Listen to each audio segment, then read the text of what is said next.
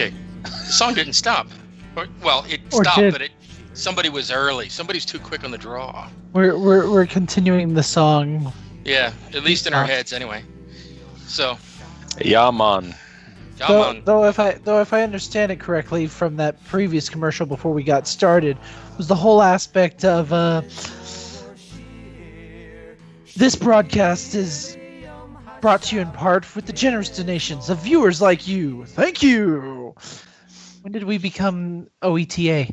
Yeah, that was the one of these things is not like the other. It was the NPR thing, and it is true. I mean, we've got on Lamb Radio, there is an auction going on, and the whole purpose of the auction is to raise money to keep the broadcast going and all the broadcasts. So we really do appreciate your donations, though 2.5 Opinions will never ask for a donation. We're here for our own edification. We are? Okay, maybe not. We're here to give you our opinion because our opinion is what matters. No, that's not true either. Yeah, we just like talking. Yeah. We give you opinions that aren't necessarily our own. Sometimes. There you go. So join us on Lamb Chat if you're listening or just not tuning in. Please come on to Lamb Chat. Just go to messianiclambradio.com and hit Lamb Chat, sign in, and join in on the chat. We also have a website now, brand new. Oh, that's right, but you need to spell it out. Yeah, coming Sunday, Oh, yes. Sunday. Yes, 2.5 yes. Opinions, and it's how do we spell This it? website is very interestingly spelled. It's spelled 2.5opinions.com, but it's not and, it's N. 2.5opinions.com. Okay, all right. But it's TWO. TWON And HAL. HALF OPINION. S. Com. Wow, .com. that was like a spelling bee here. Yeah. So Wait a 2.5 second, I Opinions. failed that test. I think Messianic Lamb Radio is going to at least post up our website or a link to our website because we're going to start archiving our shows. We've been asked a couple of times to do this, is to archive our shows so that those that are in other congregations or doing other things on Shabbat as we close out the Shabbat, they can come back and listen to the show at their own leisure. Yeah, and I don't know if he's got all of the archives from when Leonard and I were doing the show. I don't know what he's got, but we'll start putting archives. Probably this will be the first one. If you got some, then send them to me, and we'll post the archives of whatever you want. Okay. Yeah. 2.5 Opinions, where we give you several opinions on the Torah portion. We're talking about the Torah portion for the week. We're closing out the week, and this Torah portion, Vayera, we're just going through with a couple of different thoughts, different takes, and truly, A couple of different thoughts. couple of at least 3 or 4. At least 2.5. So, yeah, and this is the fun show. This is not a show for the light of heart and the weak of spirit, because we really try to delve in and ask some tougher questions, and we Right. take it from the approach of those that have kept the Torah for us and brought it to us, and so it's from their opinion that we really strive to understand, so as to better understand all things that Messianics and Christians and others believe, specifically from the writings of the apostles, the New Testament. Okay. And while Frank has his mouth full, so we're talking about Ira. Ira is a fun one because there is so much here. We're finally getting into the 10 plagues. 10, count them, 10, 9, 8, 7, 6, and well, if you're going to count them out, unfortunately, it's really strange. Nowhere in all of Tanakh, Jesse, did you know this? Nowhere in all of Tanakh, Torah and Tanakh, are the plagues ever spoken of as 10 plagues, or or they ever enumerated, in other words, counted out for us anywhere. But we call them 10 plagues. The closest we can get is last week in Shemot, we have...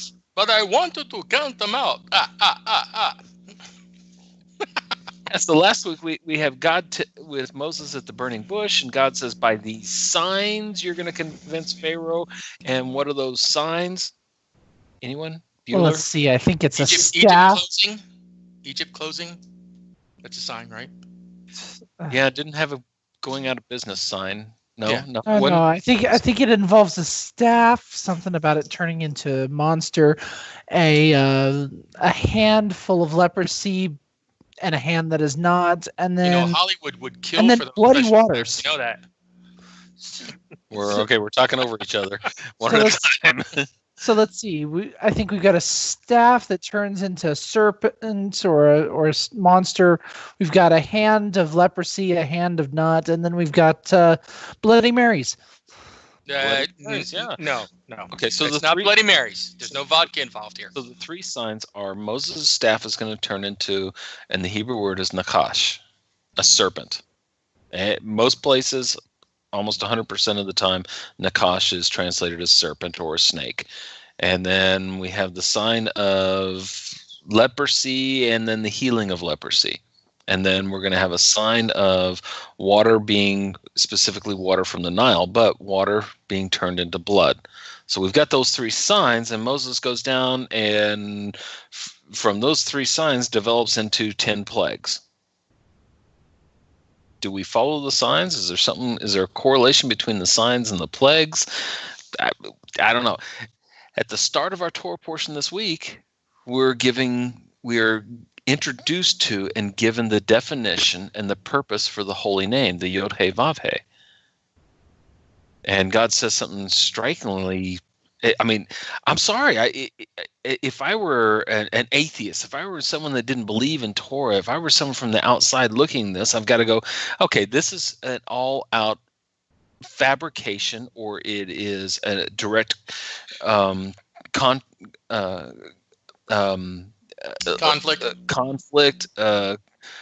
contradiction, or an outright lie, because God said that Abraham didn't know. He said that Abraham, Isaac, and Jacob didn't know me by this name, but we see on multiple occasions, specifically 2 occasions, where Abraham did introduce himself and called upon this name, specifically the Yod He Vav He. So Abraham had to have known the name. Isaac knew the name. Jacob knew the name. So what does he mean by they didn't know my name, but I'm going to introduce it to you, and the children of Israel are going to know this name? And not only that, the purpose of these 10 plagues, or the 3 signs, or whatever it may be, the purpose of this is so the Egyptians will come to know this name. Joseph supposedly knew the name too. Where do you get that from? Because Jacob told his sons the name. Isn't that what we're assuming? That it was passed down? There would be an assumption there that it was passed down. Maybe they forgot. Maybe I don't think so. Okay, well let's think so. Let's go ahead and read the portion. What are we reading, and why are we reading, Jesse? So the name of the portion is "Here's Your Sign." Here's your sign. That's it. Okay. Oh wait, no, I'm mute. So you're not mute. You're speaking just fine. Wrong mutes. He's changed his name.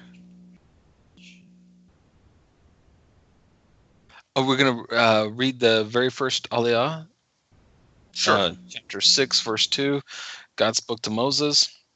And here we go. While Jesse's got a little technical difficulties. What we're reading is Exodus chapter 6, verse 2. This is the beginning of the Torah portion. And what's striking with this is, as happens a couple of times in all of Torah, is this is one of those closed portions, closed areas, or it definitely has bookends. In other words, it starts off with Yah Yod He Vav He, I am the Lord. And in verse 8, it ends with, I am the Lord. Since we have these 2 bookends, I am the Lord, everything in between refers to Who, what, when, why, where, everything. It's the what and purpose for the introduction, I am the Lord, and the closing, I am the Lord. So this is one of those areas that is shrouded in something of a mystery because of the bookends, but it's also a closed area. In other words, everything you need to know really is right here. Everything that precedes and follows is a result of what's right here. These bookends. I am Yod He Vav He. Right. And so don't forget, join us on the chat room or go to the 2NA half opinions. And if you do, we'll send you the home game psychically. There you go. And sorry, I know it's a tired joke, but but don't forget, ask questions, make comments, do whatever you think. Just please don't be crude. So, Jesse, are you ready? Take chances, make mistakes, and get messy. Yes. Is that the magic school bus? Yes. Somehow he doesn't look like Lily. Okay, somebody read the blessing and let's get started. Well, I'm waiting for him to say he's ready to We're read. 15 minutes into this show and we haven't even gotten close. Go ahead. But hey, this is 2.5 opinions. We're like that. Okay, you are ready. I'll do the blessing. Baruch atah Adonai Eloheinu melech haolam asher bakar banu mikol ha'amim v'tan lanu et torato. Baruch atah Adonai notein haTorah. Amelech Ne'eman. And Exodus chapter 6, verse 2, all the way through verse 8. God spoke to Moses, and he said to him, I am the Lord. I appeared to Abraham, to Isaac, and to Jacob with the name Almighty God, but with my name, Yod He Vav He, I did not become known to them. And also I established my covenant with them to give them the land of Canaan, the land of their sojournings in which they sojourned. And also I heard the moans of the children of Israel, whom the Egyptians are holding in bondage, and I remembered my covenant. Therefore say to the children of Israel, I am the Lord, and I will take you out from under the burdens of the Egyptians, and I will save you from their labor, and I will redeem you with an outstretched arm and with great judgments. And I will take you to me as a people, and I will be a God to you, and you will know that I am the Lord your God, who has brought you out from under the burdens of the Egyptians. I will bring you to the land concerning which I raised my hand to give to Abraham, to Isaac, and to Jacob, and I will give it to you as a heritage. I am the Lord. Baruch atah Adonai Eloheinu melech haolam asher natan lanu Torah imet v'kayei olam nata b'tukenu. Baruch atah Adonai notein haTorah. Amelech Ne'eman. So, let me ask you a question. What's in a name? That is the question, isn't it? Is a rose by any other name smell just as sweet? I mean, there, but okay. Can we go into Shakespeare with this? What is the name? What is the purpose of a name? And if you've followed this show or any of our teachings throughout the years, that's kind of the strange things is God brought all the animals to Adam to see what Adam will name them. And we kind of pass over that. We really don't pay it any heed. We don't look at it and say, well, whoa. God was just curious. Hey, I got a newborn baby here, and let's just bring some toys around and let him play with them and see what he does. Is that really what the Torah is trying to tell us? What is the Torah trying to tell us? God made the animals. Or better yet, God spoke to the earth and to the sky and to the seas and caused the animals to come forth. And he gathers the animals before the height of his creation, Adam, to understand how Adam will call the animals. That context, that aspect of how will Adam call the animals, we say, is a name. So Adam looks at it and says, you're kind of funny looking. You got stripes. You're not white. You're not black. We're going to call you a zebra. Is that what he said? So, well, you're cute and you're fun, and I like throwing sticks, and you chase them and you bring them back. So I'm going to call you Caleb.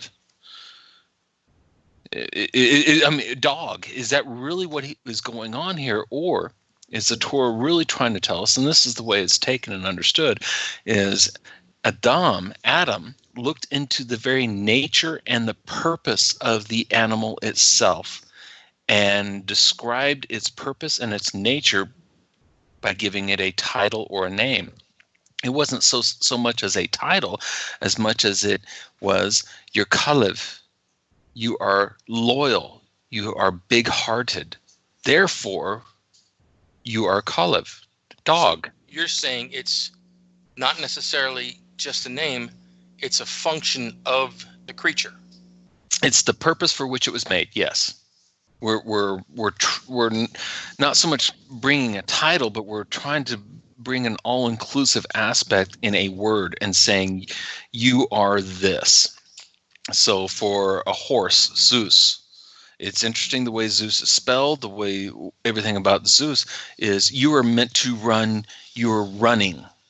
Zeus. And it's not it's not Zeus with a Z as in the Greek god, but it's Zeus. Well, horses are fast as lightning bolts, aren't they? Yeah. So, I mean, and you can even see it in the word Zeus it's the Samic, Yod Samic, and we see the aspect of a wheel and a wheel. And so when a horse runs, you see the circular motion of its legs, and the horse loves to run. I mean, it gets more pleasure out of running than anything else it does. In fact, a horse will run itself to death because of the desire and longing to run. So it runs. So is that why the Native Americans called the steam engine an iron horse? You just derailed the whole thing. Sorry. Never mind that. Go back to back to what we're thinking. So for Kalev, Leb is heart. Kalev means big-hearted, which implies extreme loyalty, and we see that within a dog. A dog is extremely loyal. It's man's best friend, we call it. And the aspects about the dog, the crux of dog is its big-heartedness, its loyalty. It's always seeking to please. No matter what you do to the dog's always going to come back, lick your hand, desire your attention, and be extremely loyal to you, regardless of how bad you mistreat or don't treat the dog. And so we're looking into the nature of the thing, the nature and the purpose of the thing. So that is where we get the whole introduction as to what is in a name. What is in a name? Well, this week we're introduced to the name of God, the Yod He Vav He. We don't know how to pronounce it exactly because that's been kept hidden from us for hundreds of years. Many people think that they know how to pronounce it. After all, it's Jehovah, Yahweh, or they come into all different aspects of trying to find the vowel points because Hebrew is not written with vowels; it's written in consonants. So they try to decipher. Good luck. Even if you knew how to properly pronounce the name, so what? Pronouncing the name or how to pronounce the name doesn't mean you know what the name is. And that's kind of what we're bringing up to in this Torah portion of Abraham, Isaac, and Jacob did not know me by this name. Well, wait a minute. They certainly did. I beg to differ. We have a couple of accounts where Abraham, Isaac, and Jacob actually called upon the name. They made introductions by the name. There's so many things that I've got to say that this is not necessarily true. We have. Well, is it possible that they knew the name, but didn't know the entirety of its function? In other words, that's a name. That's a proper name for something. But they didn't know everything that it entailed. They didn't know the vastness of the name. They didn't know the awesomeness, the ability, the power of the name. Because, okay. They never understood this aspect of God. Right. Okay, so we're going to just jump right through it instead of building up to the case. Oh, I'm sorry. How do I know that Abraham, Isaac, and Jacob didn't know the name? Well, because we're told in a couple of places. But yeah, so getting to the heart of it, they didn't know him by this name. What does that mean? Is they didn't have that perception or that experiential knowledge. They didn't experience that aspect or side of God of the Yod He Vav He. What did they call God? Anybody? El Shaddai. That's one of them. Elohim, El Shaddai, the God who sees. Jehovah Jireh. Yeah. So what does El Shaddai mean? Is that just another name? So Frank, how many names do you have? You got three. What are your three? No, I can't ask you that on the show. I don't. But you've got three formal names. It's on your birth certificate, and that in specific legal documents, you'll sign your full name, and whether it be Frank, Francis, Franklin. Right. I mean, your whole drawn out name. Yeah, I've got several names. Some that people call me I don't like. Like Butthead. But Yeah, and so that's the point. Okay? So they just knew his middle name; they didn't know his first name. Is that what is going on here? No. I think it's more along the lines of they didn't know the full authority of the name. Okay, but wait a minute. Didn't last week in Shemot or Exodus chapter 3, didn't we read that Moses said, "Now wait a minute, God, hold on, whoa, stop. I know you want me to go down there and do something with Pharaoh and do something with Bnei Israel or the children of Israel. But the children of Israel are going to ask, what's the name of the God of my fathers? Is this like a secret handshake, a secret society thing? They knock their rings, they shake their hands in a certain way, putting their thumb in the knuckle of someone else like the Masons do, and you've got to know how to properly pronounce the name. Is that what this is? Wait a second. How did you know the secret handshake? Yeah, family reasons, so whatever. Is that what this is? It's the secret inauguration. Wait a minute, Moses, you've been away for a long time. We don't really know you, and you say God talked to you, so we know His name. And since you've been away for 40 years, do you know His name? This is a test. Is that really what this is? Well, they wanted to make sure that, he knew who they might be referencing. So, since they were in the land of Egypt and they are becoming assimilated, they are falling down on what they know and what they believed. It is said that only the Levites were true to the teachings, or at least the most true to the teachings. It is possible that they needed some kind of confirmation that it is, I am sent me. It could be a secret missive. It could be. Then that's going along the assumption that they actually knew the name. But God tells us in this Torah portion that no, they didn't know him by this name. They didn't know him by that name in a very, forgive me for derailing into this very crass and blunt force trauma version, but they knew Zorro, but not the person behind Zorro. Well, I like crass. Okay, I didn't say. I guess trauma really works for me. The whole aspect of how some people will, if you take the two personas in the TV series Zorro, you have the people who know the Don who was Zorro, the Mexican hero. Yes, okay, yeah. Gotcha. I'm with you. All right, so you might know me as Chris, but you don't know me as Papa. Something closer to that. You might know me as Mr. Matthews, but you don't know me as Chris. You might know me as Colonel Matthews, but you don't know me as Chris. You don't know me as Papa. You don't know me as, the affectionate name my wife calls me, or the names that my parents call me. I've got multiple names. Everybody calls me by different names based on how they know me. I get that. That's exactly great. However, last week, Moses said, what name shall I give them? God did not give him Yod-Heh-Vav-Heh. Nope. He didn't. Moses said to God, this is Exodus 3:13 and 14. Moses said to God, I will come to the children of Israel and say to them, the God of your fathers has sent me to you. And they will say, what is his name? What should I say to them? Now, before going any further, does this mean that the children of Israel don't know the name? Does this mean that Moses doesn't know the name? Does this mean that there's multiple names? Which name are you sending me by? Don't forget Adam of looking at the nature of the animal in order to name it.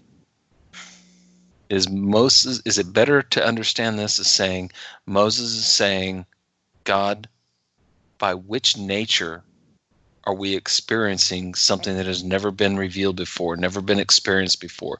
And God says to him, Iyah asher Iyah. And so Moses says, and God continues to say, so you shall say to the children of Israel, Iyah has sent me to you. Right. So he goes down there and he says, Iyah. That's the name of God, Iyah.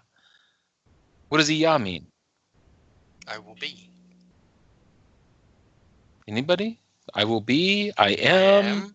I mean, I am traditionally, what I am, what I am, what I am. traditionally throughout Christianity, and this is really where we get it from more than Judaism or any place else, we get that Iyah means I am.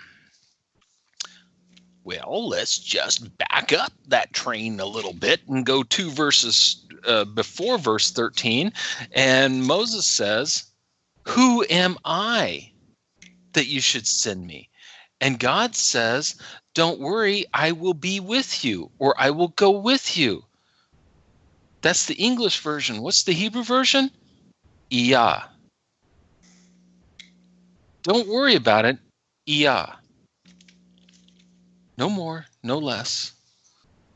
So we already have a definition, or at least a translation of Iyah. Iyah means I will be with you. Yeah. So why do we say it's I am here?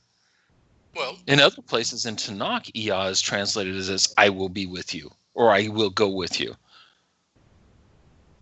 So this is the name of God, as I will go with you?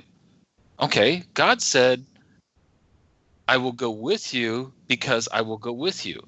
Iyah asher Iyah. I will go with you, which I will go with you, or I will go with you because I will go with you.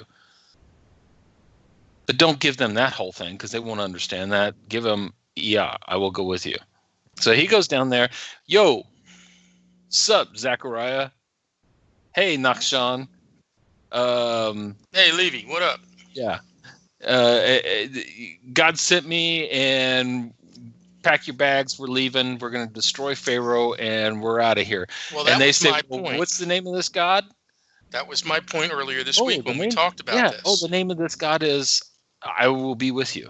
Right. But that was my point when we talked about this earlier this week. I said, it is possible that EA, I will be, is the notification or the sign to the children of Israel that, hey, deliverance is about to happen. I said it's possible. I didn't say it's the only thing.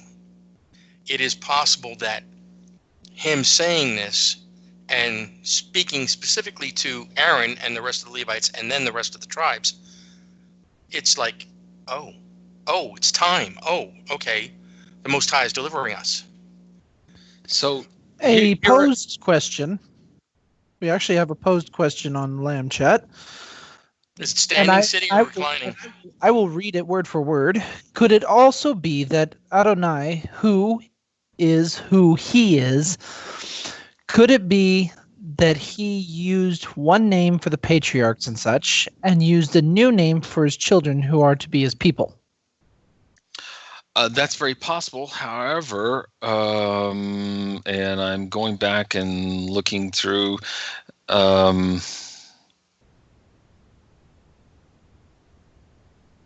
Somebody talk while I'm looking through this because I lost my place. Okay, my question was, if it's a posed question, was it sitting, kneeling, standing, or reposed? Well, I think it just sprouted from the chair and started bouncing up and down with its hand raised in the air. Okay. And specifically, there was a name given. And where's a name given? And the Most High says to Moses, I am the God of Abraham, I am the God of Yitzhak, I am the God of Yaakov. And this is my memorial name forever. And this is how you shall speak of me. And this is my paraphrase. This is how you shall speak of me in all the generations. So I am the God of Abraham, Yitzhak, and Yaakov. That is one way to say who he is. Because in fact, he is the God of Abraham, Yitzhak, and Yaakov. So that's also a way to identify him. It is not the Yod-Heh-Vav-Heh, but it is a way to say his name, respectfully too. Yeah, sure. There's Genesis 13:4, the place of the altar which Abraham had made there formerly, and there Abram called upon the name of Yod-Heh-Vav-Heh. We have every altar that Abraham erects, he calls upon the name Yod-Heh-Vav-Heh. He also says, Abraham to the king of Sodom, I have sworn to Yod-Heh-Vav-Heh, God Most High. So here we know that Abraham, Genesis 14:22, Abraham is telling the king of Sodom, I have sworn to Yod-Heh-Vav-Heh, the God Most High, possessor of heaven and earth. Abraham knew this name. Abraham is going to introduce no less than two places, or when I say introduce, I mean Abraham is going to speak of that he is a servant of, or he has been charged by Yod-Heh-Vav-Heh. Jacob's going to do the same thing and talk about the angel of Yod-Heh-Vav-Heh, or say that Yod-Heh-Vav-Heh, the Melech king, has spoken to me or has sworn to me. This goes to Genesis 16:5, Genesis 17, and even Genesis 18. I mean, it throughout all of Genesis, we see that the patriarchs certainly do know the name Yod-Heh-Vav-Heh. So the point is that they did not have acknowledgement of, or they did not know how to pronounce the name, or that they hadn't heard of the name. The point is they did not know the essence, possess the experiential knowledge of the name. This isn't so much that God is saying, they've never heard of me before. No, they heard of. They knew of. They had faith, and they acted upon the promises of Yod-Heh-Vav-Heh. What they had the experience of is El Shaddai. The Shaddai in most Christian Bibles, Shaddai is translated as God Almighty. El Shaddai, God Almighty. But what we find is Abraham blesses Isaac according to the name El Shaddai. And Isaac will bless Jacob according to the name El Shaddai. Jacob, in the final moments of his life, is going to gather his sons together and say, the God El Shaddai has blessed my father Abraham, and has blessed Isaac, and has blessed me with abundance. And we see that El Shaddai is really connected with, or tied to, these blessings. And what is that blessing? The blessing is a spiritual and physical aspect. The spiritual side is they have a deeper understanding of the creator of the universe, not a thing, not a person, Person, okay. Not a person, not an animate object. They have they've experienced an aspect of the creator, something that is unknown and unknowable. And I will pose to you, God has no name. True.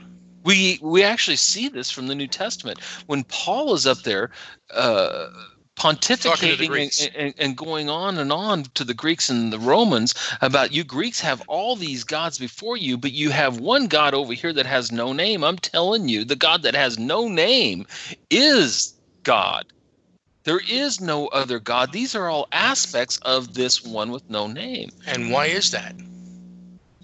Because God cannot be defined by a single name. Even more so. Yes, I agree with you wholeheartedly, Frank, but it's even more than that. In essence, God has no name. Why? Because he is infinite. We can't grasp that concept. It's hard for us, being finite beings with a finite brain, with finite understanding, to grasp something that is infinite. And that's the hardest one.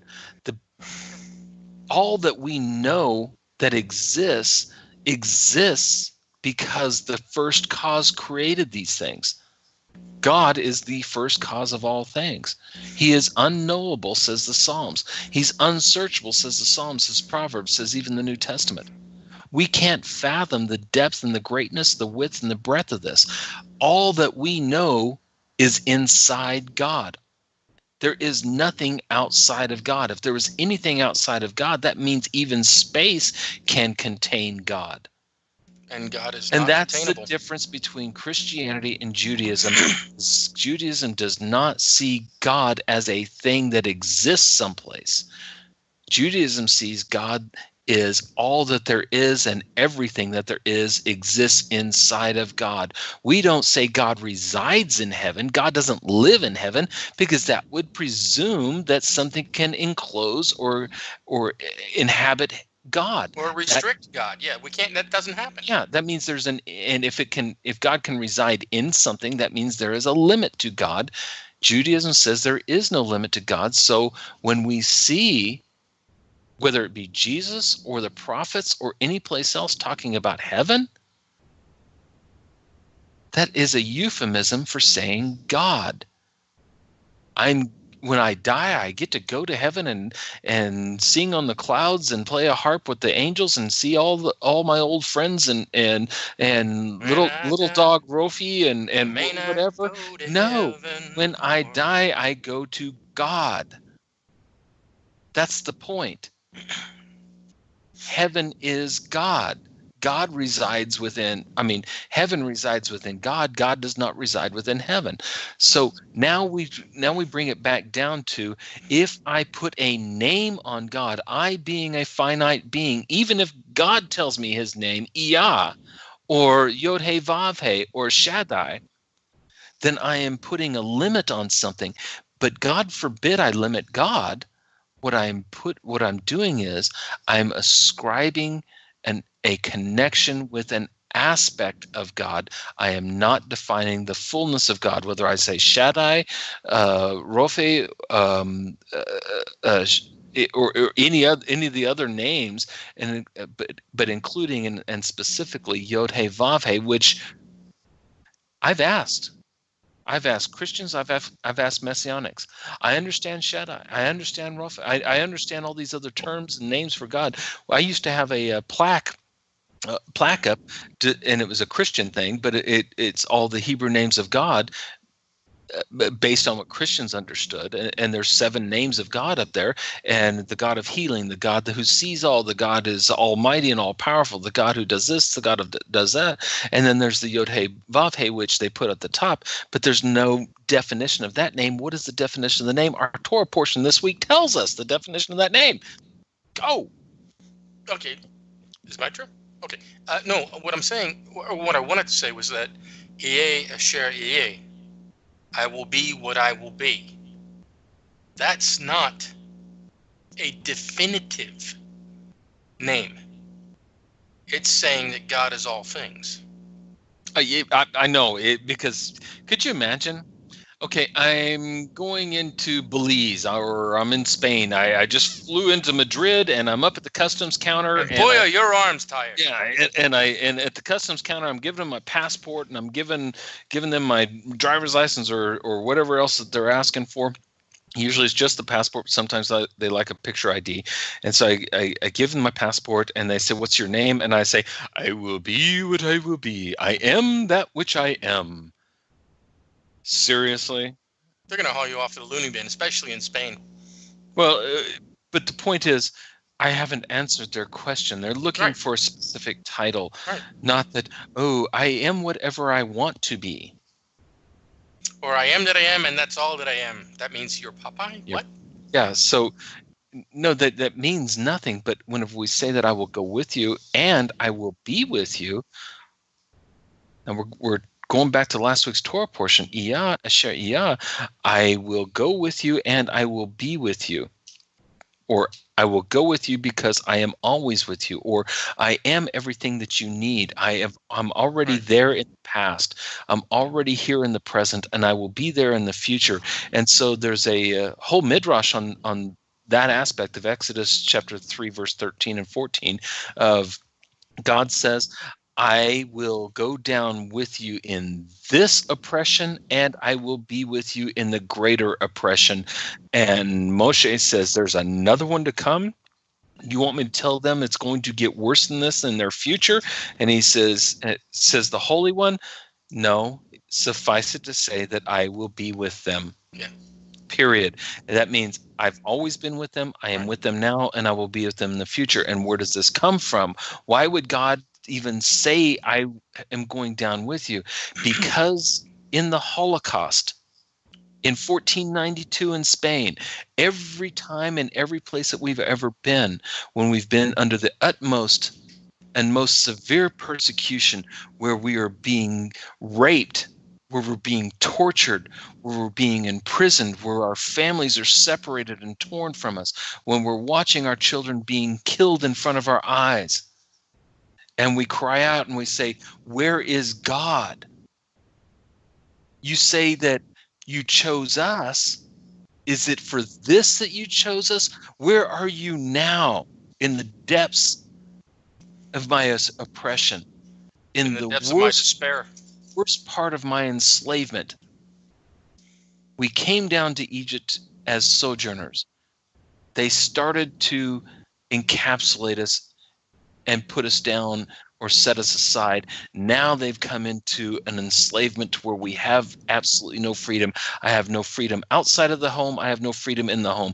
I can't even eat in peace. I can't make love to my spouse in privacy without the fear of Pharaoh coming in.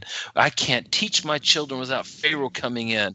I can't do anything without Pharaoh being there. There is no freedom whatsoever. This is the utmost oppression, whether it be the slavery of America in the 1800s, or whether it be the persecution of the Jews in Spain in the 1400s, specifically 1492 to 1498, whether it be the ghettos in Nazi Germany, whether it be the Christians under ISIS control and Al-Qaeda control, or those in Pakistan. It's the same aspect. Where is God? And he's telling Moshe, I am with you even in the Exodus, even in the Galut, the diaspora, even in your worst oppression, I am still here, and it's because I am here, I am going to pull you out. But In we're my distress, I called upon the Lord, and he answered me. From the depth in the realm of the dead, I called for help, and you listened to my cry. Job. Absolutely. Jonah. Jonah. I'm not Job. Jonah. Absolutely. And it is. When do we read Jonah? What we don't read Jonah any other time of the year except for one time of the year. Yom Kippur. Yom Kippur, we read the entire book of Jonah unceasing, and it is because of this whole aspect of God is always there. That's what he's telling Moshe last week. This week he says, because I am there, because you will experience because of that, now you will experience Yod He Vav He. So as we read the Torah portion, God appeared to Abraham, Isaac, and Jacob as El Shaddai, the name of blessings. We say it's Almighty, but it really is Almighty because of it is the source of everything. So Abraham, Isaac, and Jacob experienced the source of everything. How did they experience it? They grew abundantly in physical possessions, in heritage with their children. But it was El Shaddai set up the premise for Yod He Vav He. They called upon the name Yod He Vav He. Why? Because it was the Yod He Vav He that made a covenant with Abraham.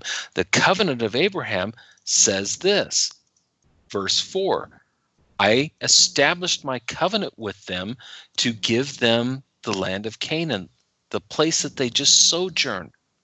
They didn't get to experience it as ownership. They just visited. But I promised them it will be theirs and no one else's.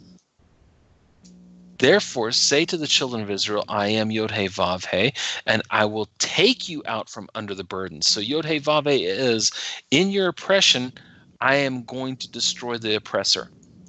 I will save you from their labor, and I will redeem you.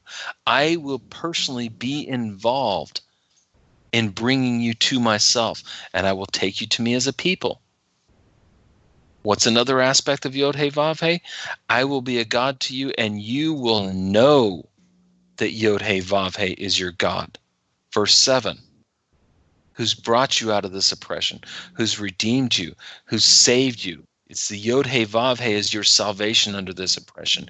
In the quintessential point is verse 8, I will bring you to the land concerning which. Now we're getting to the purpose of Yod-Heh Vav-Heh. I swore, I promised, and I made a covenant. 3 different things. I swore, I promised, and I made a covenant to Abraham, Isaac, and Jacob that this will be your land and this land will be your heritage.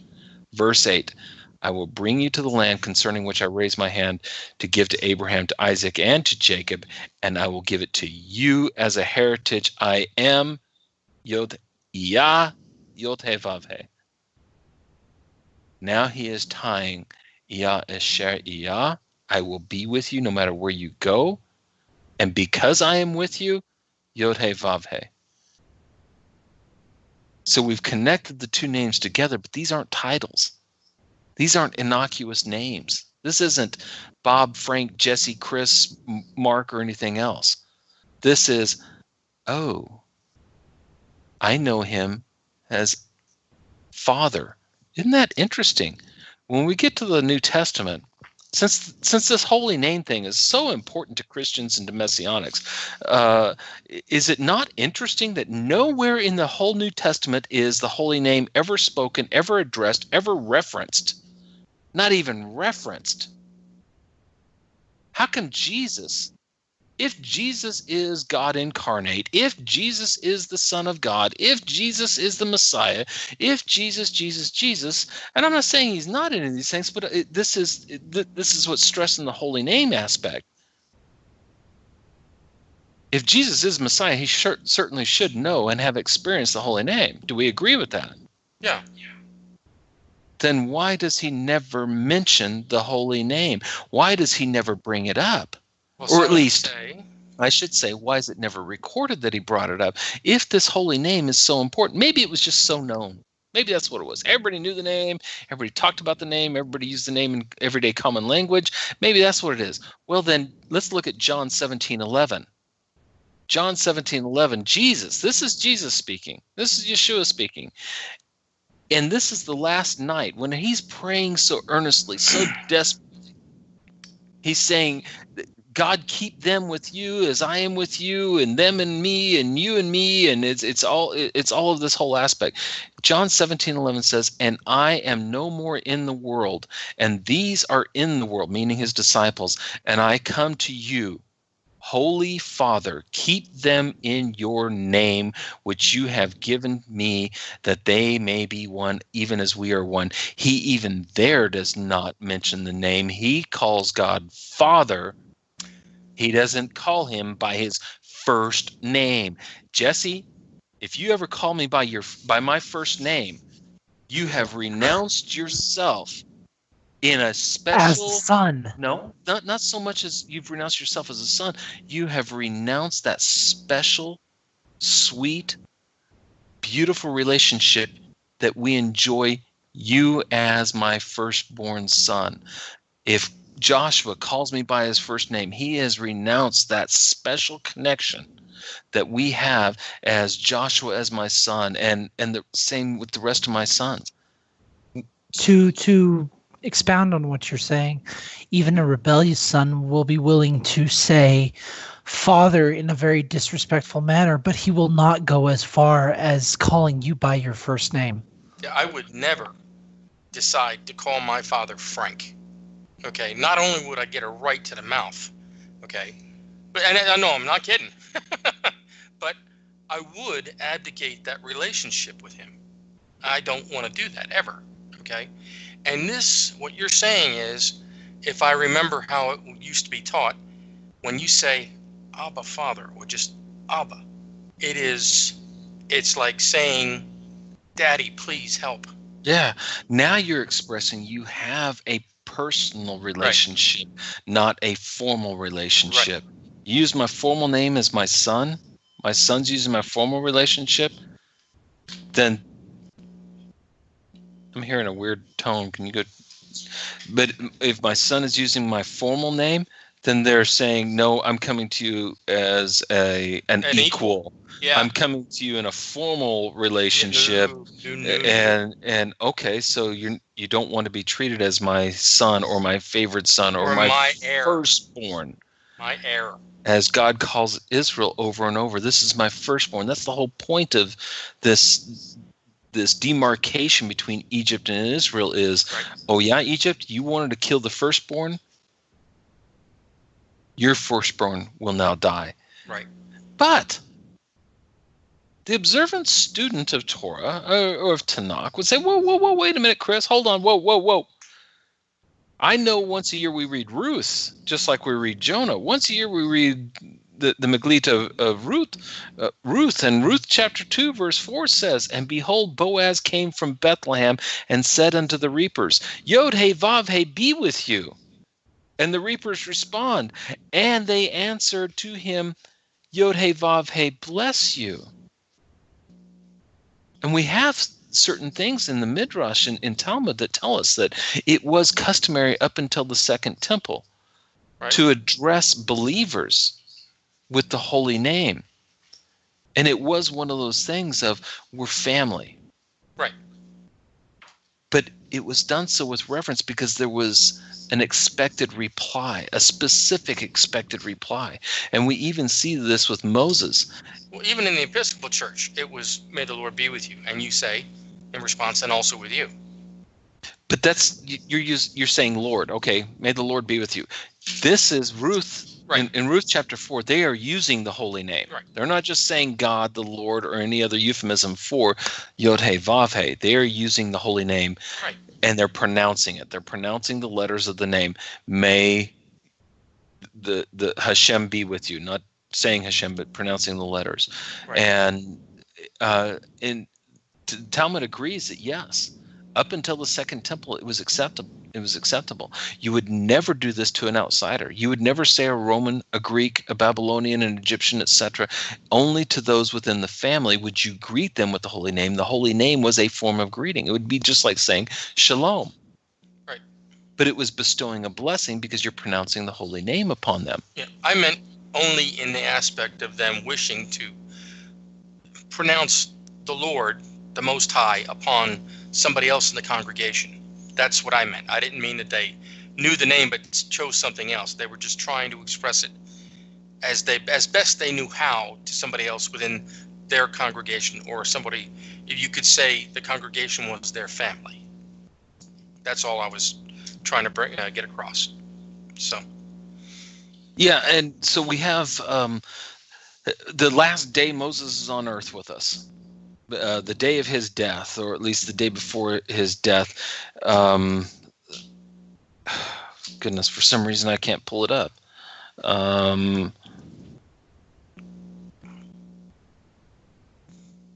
Wow, how do you spell Deuteronomy? I'm trying to look this up. This is crazy. Deuteronomy 28. Why can I not pull up Deuteronomy 28 on my...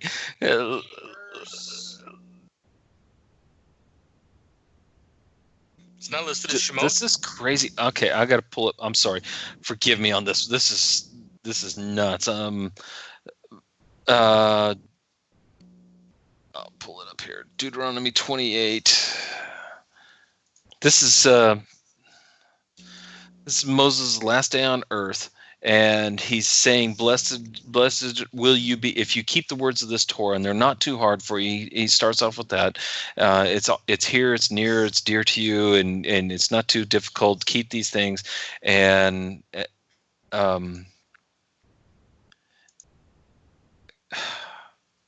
forgive me. I am so sorry. It's not across the sea. It's not in heaven. Yeah, it's you're going to be blessed in so many ways, and they're in the middle of these blessings and cursing type things. As again, this is Moses' last words to the people. He's speaking this. He says, "The Lord will command the blessing with you in your barns and put it in your hands, and He will bless you in the land, and the Lord will give you the Lord thy God giveth thee. The Lord will establish you." And I'm still not finding the verse. I am so sorry. I thought it was 28:8, but it's not. It's all the way down because this is the longest passage in the Torah. It should be 28:58. There you go. If you do not follow carefully. Wow, I'm still not finding it. It's in. I'm sorry. I'm searching through here because for some reason I wrote it down as 28:8, and that's not true. But it's in chapter 28, and I'm not finding it exactly. But anyways, what? And now, folks, for something completely Yeah, no different. kidding. Moses warns Israel to fear the glorious and awful name of the Lord. And when Moses speaks the name, he says, "And you shall fear and give reverence to this awesome and glorious name." Why can I not find it? This is horrible. I feel bad. Don't worry, Chris. It's okay. We all have issues every now and then. Yeah. We have those days. So the whole, yeah. And so, Chris, what's the point of what you're trying to get to? Because you've wasted 5 minutes of my time here, and that is that at the end of Moses' life, why did he wait till the very end, at the last speech that he gives to all of Israel before he goes off and dies? And he says, "Now, when I pronounce the name, you will fear this glorious and awful name and reverence it." What does that mean? How do they do this? How are they supposed to respond? When the name is pronounced, you're supposed to fear, give honor, and reverence this holy name. How are they supposed to do that? What does that mean? If I mention the holy name, well, they were already given. What should you do? If I actually pronounce the holy name, Frank, what it would be expected of you, based on just this verse alone, or how we treat and revere the holy name? What would be how would you respond? Well, if I knew that was the correct pronunciation of the name, I would probably fall on my face. It's given that it is the correct pronunciation. You know the correct pronunciation. I know the correct pronunciation. We all in the room, Right. We're all in hearing of the holy name. Depending upon the situation, right? Depending upon the situation, I would probably fall on my face and give praise. But it would have to be the correct situation. If it was, and I'm not saying you do this, but if you were speaking a name in a curse, then it would be up to me to rebuke you for it and actually take action against you because of it. Because that's the way you pay reverence to the name of God. You either revere it or you take action against the person who is not revering it.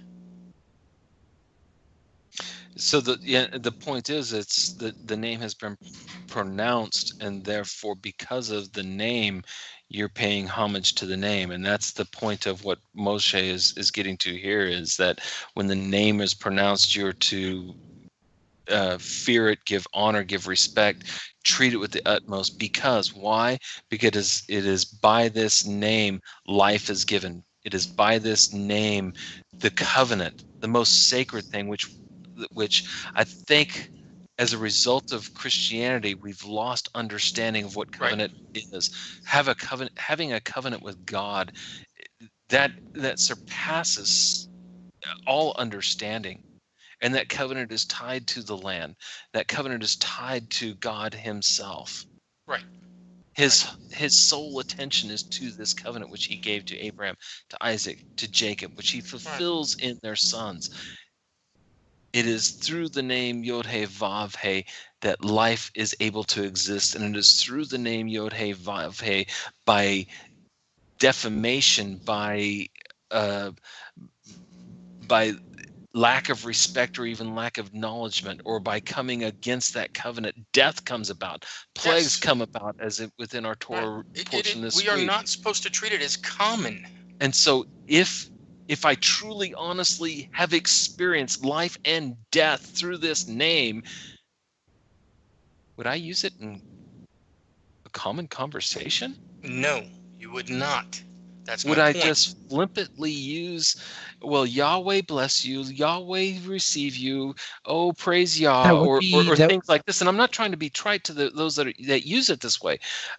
It's just, that would be of a similar caliber for me to be saying, Chris, without actually defining the fact that you are my father in a rather nonchalant manner towards strangers. Yeah, exactly. Yeah. Because now, even in my mind, if I'm talking to someone else that doesn't know my father, and I use his name, even within me, there's almost like a hesitation, and I have to put as a caveat, Tom, my father. Right. My dad, Tom, exactly, or something like that, and I have to predicate it. I have to preface it. I have to justify me using his first name. We say, I was talking to my dad the other day, and he said yada yada yada, and he said yada yada yada, and he was talking to his friend Terrence, or he was talking to his friend Bob, or his friend Tony. Those people I know by their first name and speak of by their first name, but my dad is still my dad. Because you've got a different relationship with your father that you cannot have with anybody else. Exactly. And that's the quintessential thing here, is they cannot have this relationship, the Yod-He Vav-He relationship, with anybody or anything else. And that is why it is so dear. That is why it's so reverenced. That's why it's so precious. Respected. I mean, they go to a point of there's certain holy names that Judaism will not pronounce. They'll say Elohim instead of Elohim, but it's because of that relationship. They'll say they'll use other things, and hence they come up and say Hashem. Well, what does Hashem mean? The name. Yeah. And people say, and this is the other aspect, the other end of the spectrum, so to speak. People say, well, if you say Hashem, then you're actually blaspheming. What? No, that's going too far. They're just trying to keep in reverence. Yeah, that's going too far. Right, but then they'll say, well, if you're using the word Hashem, then you're not really speaking the name. You're using some other euphemism, and it's wrong. I'm like, okay, which is it? Either I call him Abba Father, or Abba, or I say Hashem, or I say Adonai. I'm still trying to be reverent to the God Most High. Blessed be He. I'm still trying to be reverent. I'm still trying to be respectful.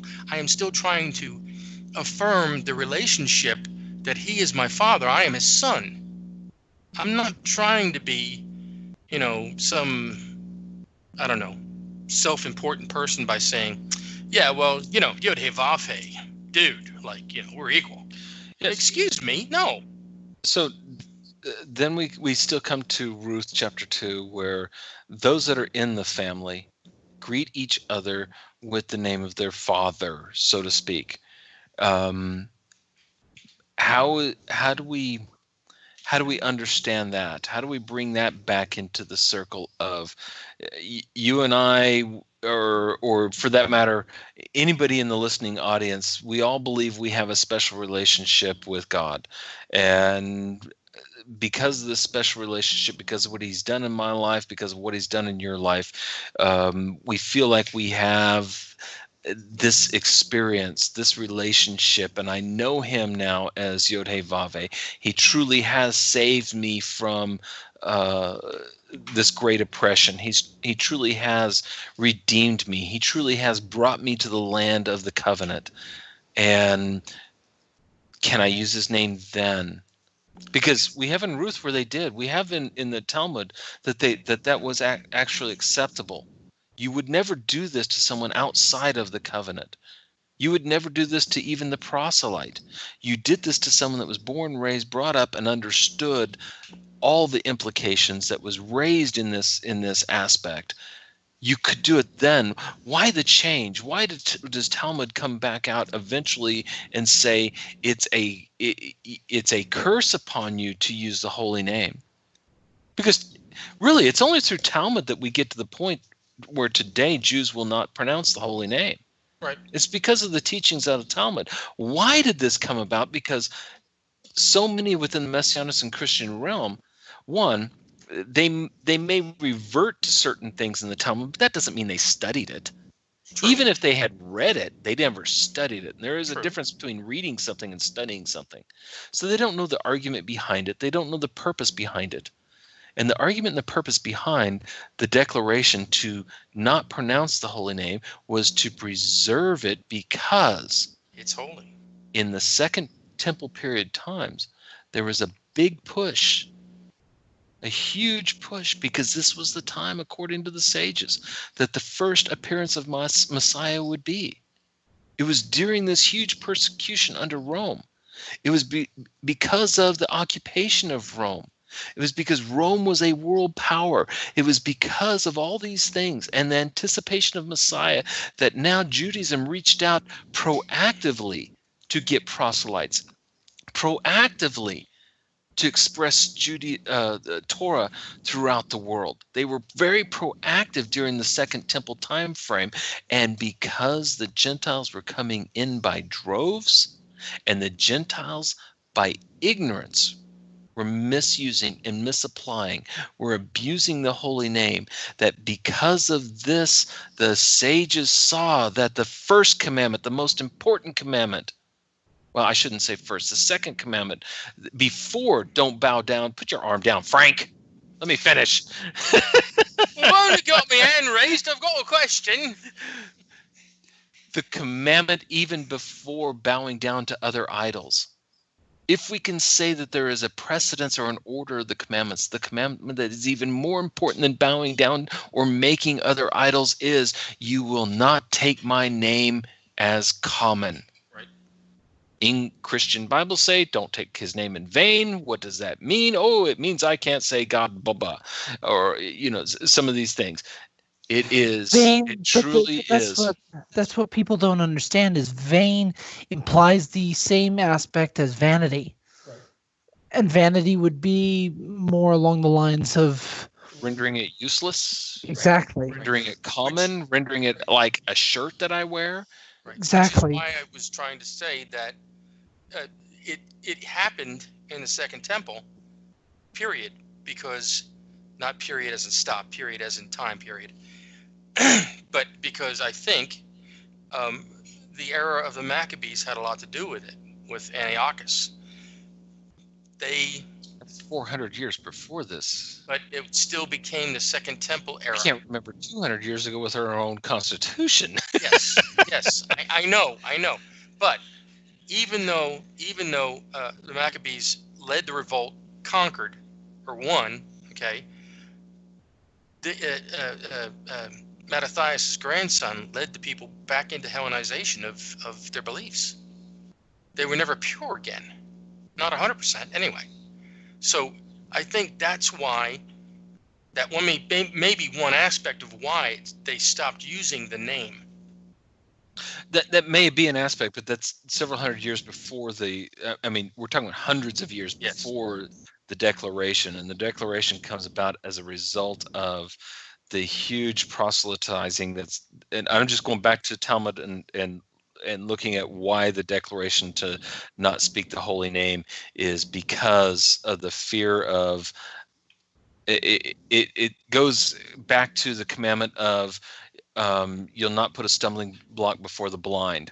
And so since we have so many Gentiles coming into this religion, because we expect the Messiah, because the timing is right, because the situation is right, and because we need the deliverer, then we're out proclaiming Torah to the entire world, and in proclaiming the Torah to the entire of the world, we have a huge influx of Gentiles wanting to be a part of, or say that they are part of Israel. Because of this, then they are accidentally profaning the holy name. To keep them from sin,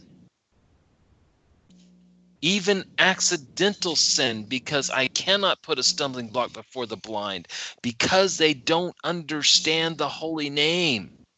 Right. Now, because of these things, we put a moratorium on use of the holy name. And we have done so from that time, from the Second Temple era and the destruction of the Second Temple up until present time. Because, yes, we are to be a light into the nations. But until the nations have experienced this name as our forefathers experienced this name. I mean, let's face it. There's Jews today that can trace their lineage back to the 12 tribes, the 12 patriarchs. They can trace their lineage back to it. Can you find anybody that can trace their lineage to Joseph and Mary? Can you find anybody that can trace their lineage to Paul, to Luke, to Matthew, Mark, John? I can. You can trace your lineage back to Paul? No, to Joseph and Mary. Mary was my mother, and Joseph. Okay, you know what I mean.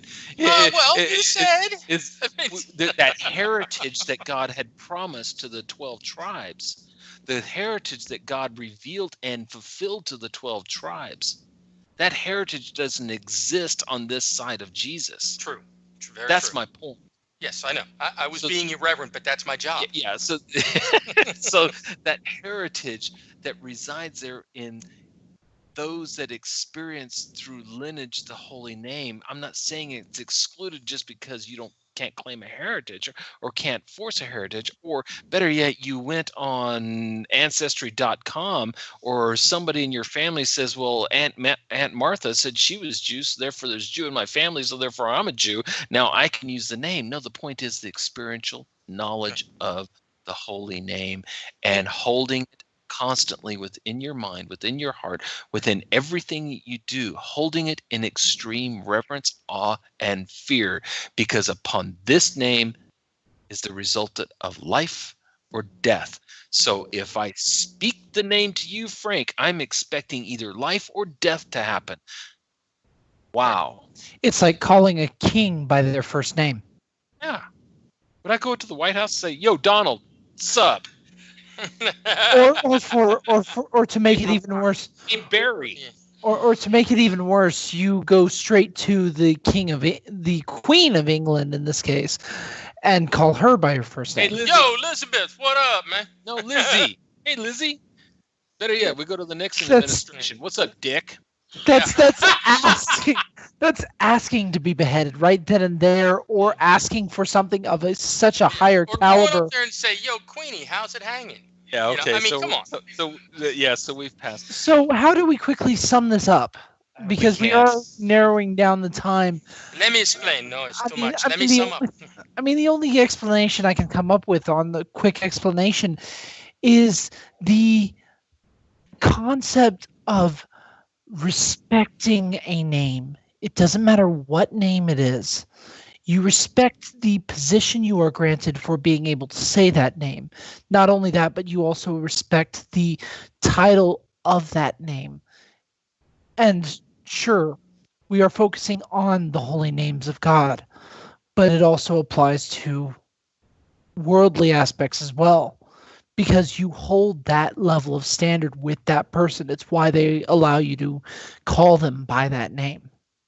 And that is extremely important because, I mean, in the military, it was really fun, me going through the ranks in the military from private, sergeant, lieutenant, captain, major, and lieutenant colonel, is I'd come across different people, and all you have on their uniform is United States Army on one side and their last name on the other side. And I look at the last name, and I know of an officer with that same last name, or I know of a general or a colonel with that same last name.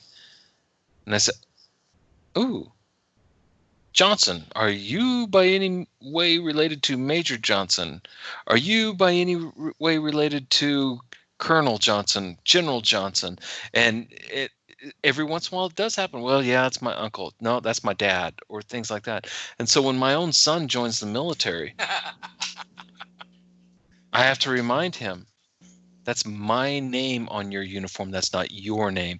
Until you have earned the right and the status for your own name in this army, that is my name, because no matter where you go, people know my name and what I have done, and you will be accepted or rejected because of my name, not because of you.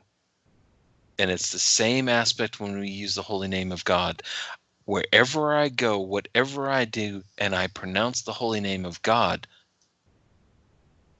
now, when Joshua, my son, screws up over in Afghanistan or in the United States or wherever we are, and they come back, so, wait a minute, aren't you Colonel Matthews' son? Wow.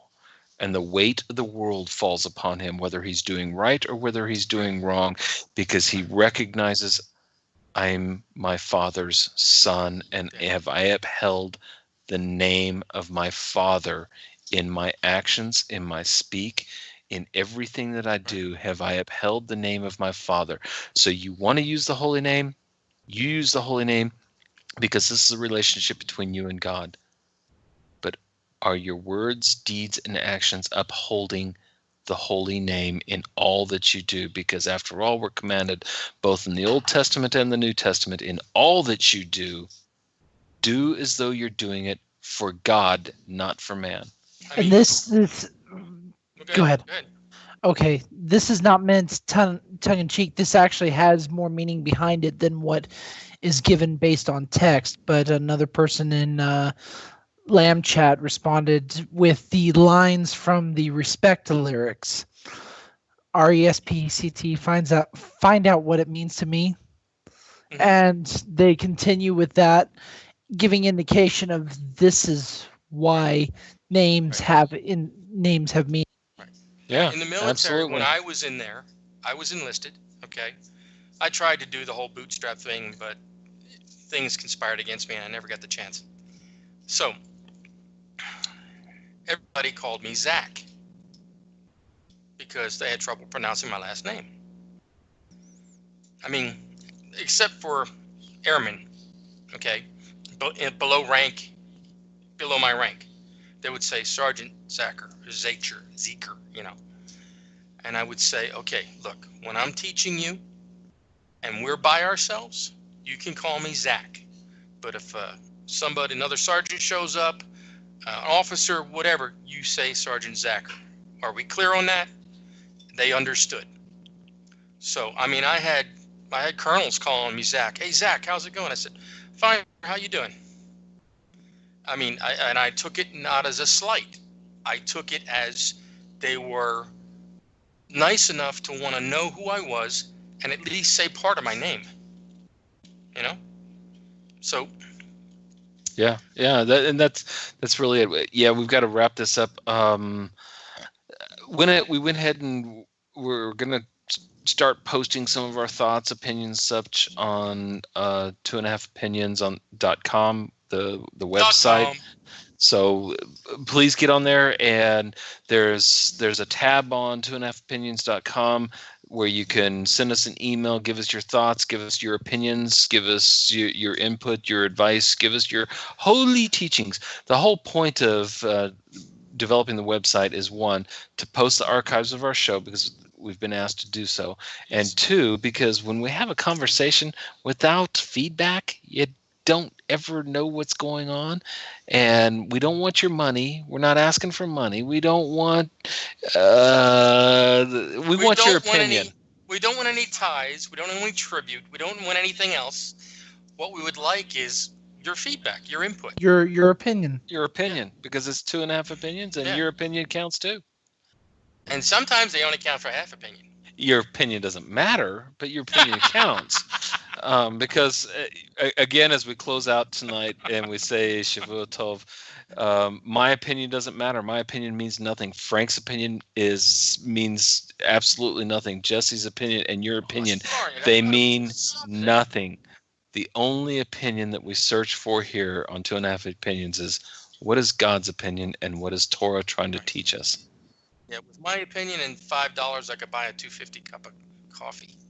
But say goodnight, Frank. Good night, Frank. No, this is 2.5 Opinions. I'm Frank. I'm Yishai. I'm not the Rebbe. Also known as other names that I will not use currently because I offer respect to those names. Okay, I'll say it. That's Chris. Anyway, we're glad that we have people showing up in the chat room and asking questions and posting opinions and comments. We really do want to hear from you. And the reason is because we respect other people. The problem is that we have to respect God's opinion above everybody else's. So, that's just the way it is. Hold on. I got back in the chat room and I'm looking back through. Ooh, Mr. Cotter. Yeah, I know. Ooh. Someone said something up there, and I might be taking it out of context because I haven't been keeping up on the chat room. Someone said, so they will get to be on a more personal plane with the Most High than the ones before. And I find that fascinating. That's great insight. Sometimes we do think that we know more. We have an insight. We have a better connection. It's even Brad Scott kind of makes the tongue-in-cheek with Christians, and if Messianics understood what Brad was doing, he's making fun of them at the same time. But it's a tongue-in-cheek thing. Is we always we fall into the horrible stipulation of thinking that Torah is evolutionary. Truly, the way we treat the Bible, it's an evolution thing. We as Christians, as Messianics, believe in evolution because why? Well, Adam was some Precambrian thing, and then Abraham was Neanderthal, and Moses had an insight, but he still couldn't do it right because after all, he had to be enslaved to these laws. And finally, after Jesus and after Paul, once we get to Paul, now I am human erectus. I can stand upright and I can come boldly before the throne. I've evolved. I am better than those that came before me, and now I can use the name as I see fit, and I can do all these things because at the end of the day, I am forgiven of my sins even as I'm committing my sins, so I can commit sin, blah, blah, blah, blah, blah, blah, blah, blah. When in fact, the truth of the matter is, we are farther from the source now than they were in the beginning. Therefore, they have more right to say the name of God before we do. They were truly closer to it, and we are way past time. Shavua Tov. Laila Tov. Lehitrot. And, Jesse, they can't hear you shake your head. Come on. Some words, Jesse. Bye-bye. See you later. Laila Tov Lehitrot. Okay. We look forward to next time. Oh, okay. I was going to say, I thought you were going to say, may the force be with you. I was like, huh. Oh, okay. He was trying to stifle a sneeze. I've had a disagreement with the recent Star Wars movies to start saying "May the Force be with you" just now. Okay. All right. Anyway, take care, folks. Until we see you, talk to you next week. Come back and see us. Okay. I guess we're going to close the room, so... Okay. Remember, the short, disclaimer here is, if your speakers break or your computer breaks because I sing, I am in no way liable for any damages caused by that or any cameras that take my picture, okay? So, let me see if I can remember the song. Let me see. Do I remember the words? Okay. Mizmor Shir, Shir Le'yom HaShabbos. Mizmor Shir, Shir Le'yom HaShabbos. Mizmor Shir, Shir Le'yom HaShabbos. Mizmor Shir, Shir Le'yom HaShabbos. The whole world is waiting to sing the song of Shabbos. The whole world is waiting to sing the song of Shabbos. And I am also waiting to sing the song of Shabbos. I am also waiting to sing the song of Shabbos. The flowers and the trees sing the song of Shabbos. The valleys and the mountains sing the song of Shabbos. The stars in the skies sing the song of Shabbos. The angels in heaven sing the song of Shabbos. The whole world is waiting to sing the song of Shabbos. The whole world is waiting to sing the song of Shabbos. And I am also waiting to sing the song of Shabbos. I am also waiting to sing the song of Shabbos. I saw 6 million dying. They sang the song of Shabbos. I hear 3 million crying to sing the song of Shabbos. Stop all the hatred, sing the song of Shabbos. Love one another, sing the song of Shabbos. Dance on the street, sing the song of Shabbos. Dance on the street, sing the song of Shabbos. The whole world is waiting to sing the song of Shabbos. The whole world is waiting to sing the song of Shabbos. And I am also waiting to sing the song of Shabbos. Mizmor Shir, Shir Le'yom HaShabbos. There. Are you happy now, Charlotte? Do it again, do it again. Come on, will you?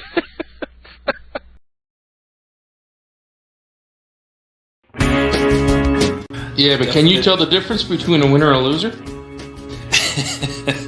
Between the righteous and unrighteous? Huh? Can you?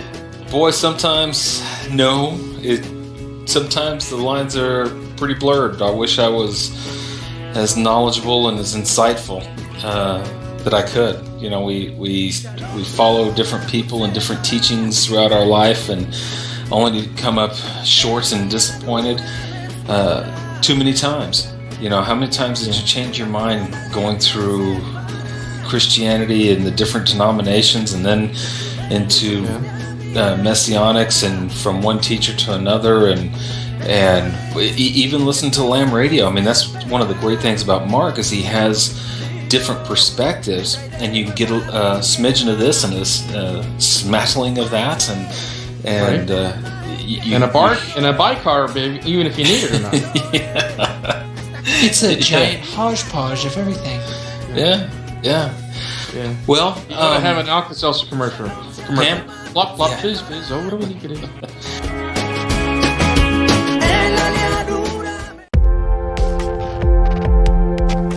What does it mean to you to live life Torah style? In Yeshua, I have the grace to be forgiven. In other words, it means that every morning I can start out new, trying to be Torah observant. But if I fall short, the next day is a new day. Therefore, I can recommit to the obedience every day. And that's what Torah observance really means, is recommitting to the obedience every day. After all, none of us are perfect.